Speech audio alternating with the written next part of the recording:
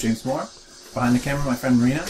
And we're here with Secret Lover from Worcester, who's going to be coming to play 2nd of November at the Lily Pad. Supporting Juiceboxxx and Extreme Animals, coming straight out of Milwaukee. So, in advance of that show, we thought we'd do a little interview. Here we are. First, hopefully with series, local bands from Boston and surrounds. I have some questions that you've read already, and I'm going to just ask them flat out. Here's one you haven't read. How long have you guys been playing in bands like, not this band necessarily, but bands? Probably like 7 or 8 years. He used to be in a band with Dave. Right. Yeah. He's a lifer. He's a lifer.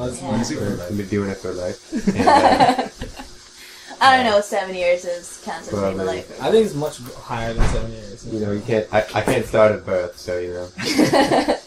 But I mean, before that, you were a listener or a player, or yeah, you know, listening and stuff. Yeah, just and then one day, someone just said, "Be in my band." He was a bass guitar. And I don't. More just a voice from birth. How about you, John? I guess I started playing music like when I started listening to music, like when I was like 14. Okay.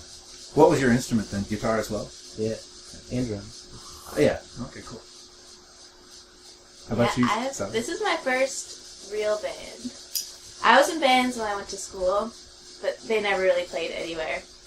But the whole time that I was in school, I just like wrote tons of songs. I was just like, man, I wish I could be in a band. So songs were coming to you like out of the blue, I guess, right? Yeah, well, I learned to play the guitar, and then once I could play a couple of chords, I was just like, song. Yeah. Writing them. But they just died. They went into the ether. Those songs, yeah, if you don't put them down, they're gone. But then I met all these guys. We saved some of those songs. Yeah, we try to save some of these old songs. We use them. Yeah. What's an example from your set that you have recorded, which is Lucky Unlucky, which you can find on Bandcamp, I guess, and other places. And what's an example of an old one that got restored and revived? Alaska. Alaska is an old one. Yeah. Oh, yeah. Now, I asked the question at some point, have any of you actually lived in Alaska? No. We got in trouble once for singing a song about Alaska and not having been a there. native from Alaska. Yeah. Oh, someone got offended. Yeah, in Portland. He didn't even see us play. He just heard about it. Like, Yeah. We were like at an after party. That's not fair. I worked with a guy from Alaska. Yeah. Oh, I knew a girl from Alaska. But I was obsessed for like 1 week with this idea of moving to Alaska. Huh. And then I wrote the song. And I know people don't live in igloos up there. Yeah, I know. But Some people probably do. so I don't know. I don't know much about Alaska. But you know, igloo rhymes with in you, and I needed a rhyme. That's Oh, you know, I was wondering legitimate. if Innu is a reference to the Inuit people. It's not. It's not. It could be. But Yeah. There is a reference. Eskimo Kisses, I think is number one. yeah, Eskimo Kisses. Yeah, the song is it's up its own for interpretation. I didn't have a main idea when writing it. It's easily one of my favorite songs. Cool. Yeah, I like it too. Everyone I know loves that song. Yeah, I say it's about a young boy leaving Alaska for the first time. Yeah. Yeah. Thinking about where to go, and you know, that's the thing you might do, living way out there in the corner of the Totally. West. You just hear about all these crazy places, like Chicago. And then there's all the people who want to leave all of this and go out there, which is good. I guess you had that mania. Yeah. Are all of you guys Worcester born and bred? I guess. Sally, you told me you came here 6 years ago for school. Yeah. How about you guys? I was born in Worcester. Me too. Natives. I grew up in Worcester County, so Okay. Yeah. Don't be confused by his European accent. It's a family. yeah. I'm from Massachusetts. People Every always, single For the person asks record, me. yeah. For the record, every person that I meet new asks me, "Where are you from?" You have a bit of a Euro vibe, though. I can understand how people can mistake that mistake. I would know. All right. How deep is your? I wrote this down. How deep is your love for Worcester / Massachusetts / New England?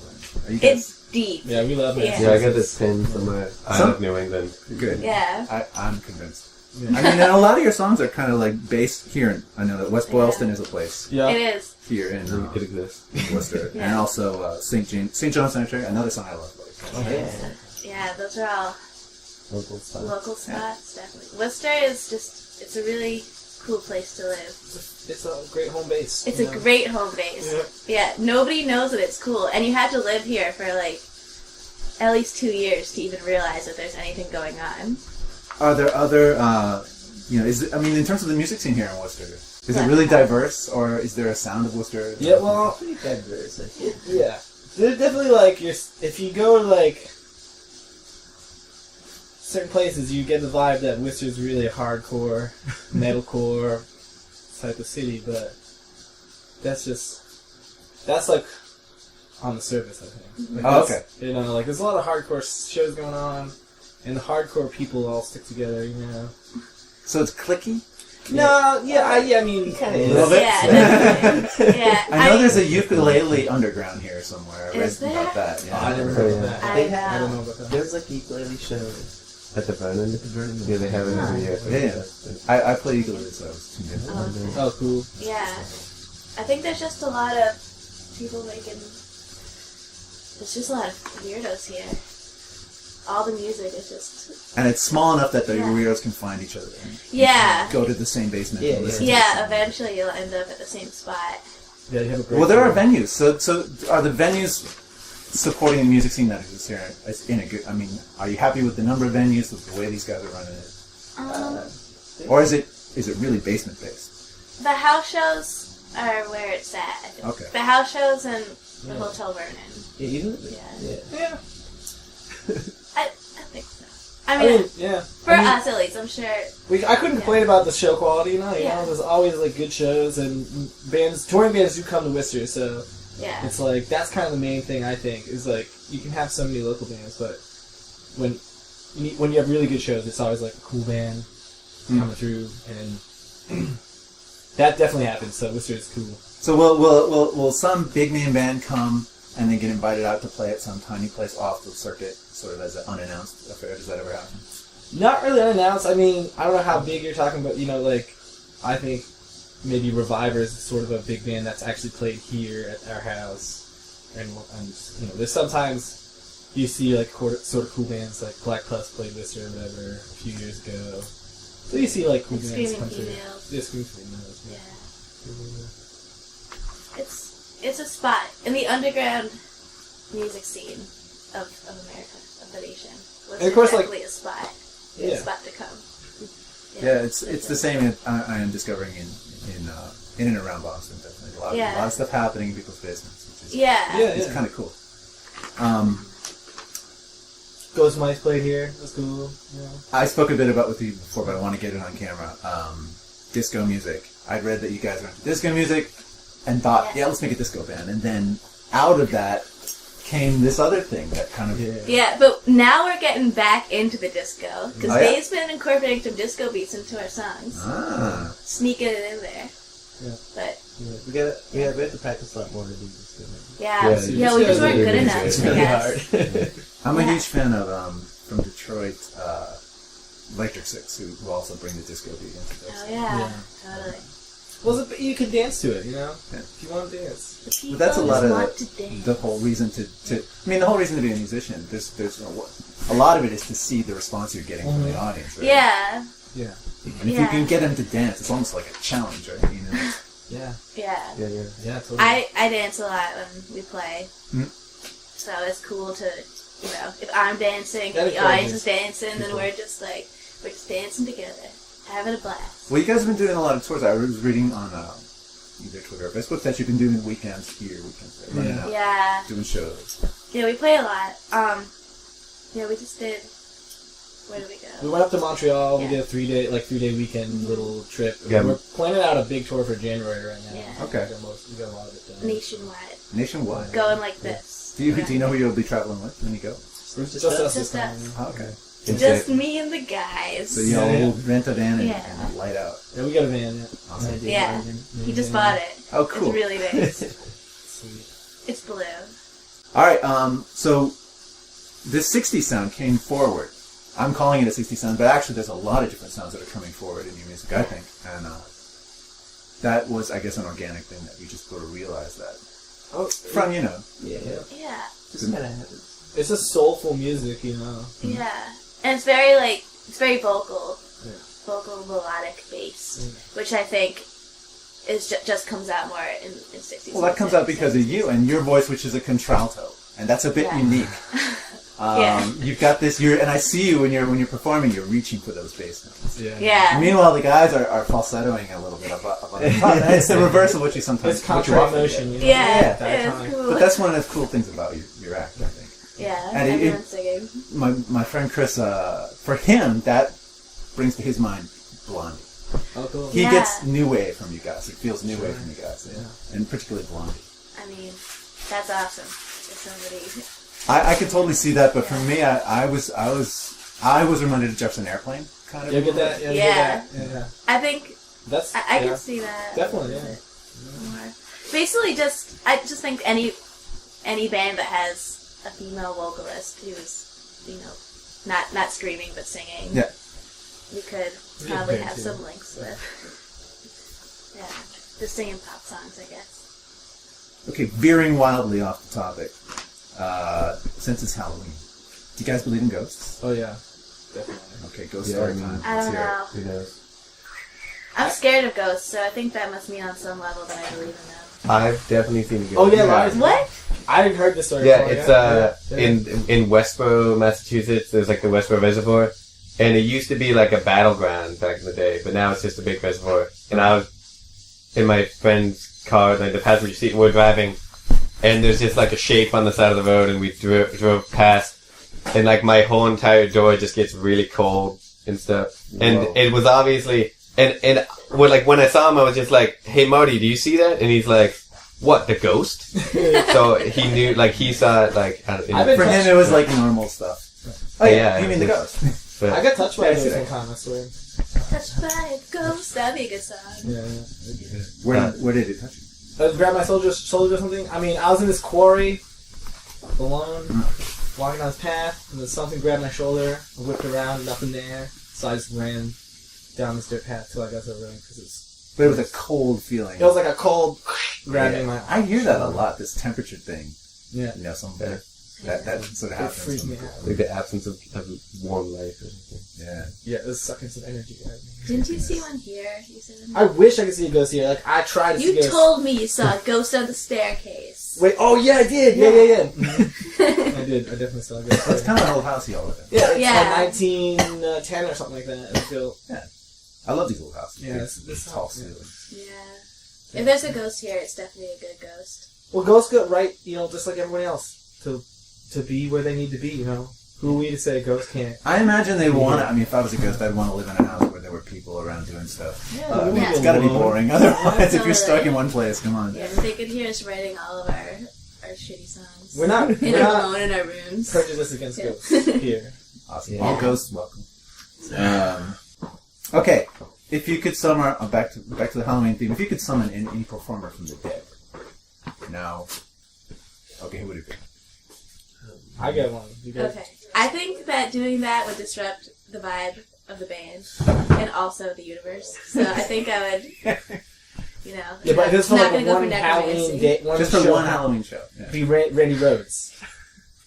Who's that? The guitar. He's a guitar player. He's he did Crazy Train with Ozzy Osbourne. Oh yeah. Wizard of Oz. Taken down in his prime. It's unfair. It would be epic. Yeah. Worcester would come out and drop. He could just Yeah. solo over. They- We could just play. He could just solo. It doesn't have to Over anything. be different. True. He could just play the same songs and he would just be like. Any others? I would say Donna Summer, but she would just upstage me. I think I'd get jealous. But she did. But- I don't know. Yeah, she died like She 2 died. years ago. Yeah. The Queen of Disco. I remember dancing like crazy as a kid to her stuff. She's great. Yeah. You could just, at a party, you could just put that record on, her greatest hits, and you don't have to worry about a thing. It's going to be a hit. The dance will Yeah. be packed. It's awesome. If you got a free weekend round trip ticket to anywhere, where would you go? What would be your mission for that weekend? Anywhere. I was saying that we should go to the Black Forest and build a castle there. Alright. Or just playing one. And They play have one. Yeah, and play a spooktastic Yeah, that would be. show. People. There's a lot of punks there. Yeah. So. Yeah. You once heard. ran naked through the woods there. Yeah. I've heard. You did. Yeah. You gotta, it's probably not even that illegal. They have a nude beach just right in Munich, so it's, Yeah, that's true. it's a park, actually. Oh, that's right. Yeah, no, there's one there. Has living in a big house with other folks, this is a big house we're all in, and it's like maybe 12 or 13 people living here. 12. Has that influenced your philosophies in any way? Are you guys philosophical about it? Yeah, I mean, I'm very philosophical about living in a big house Yeah. with all my friends, yeah. Totally, I think that is really where it's at.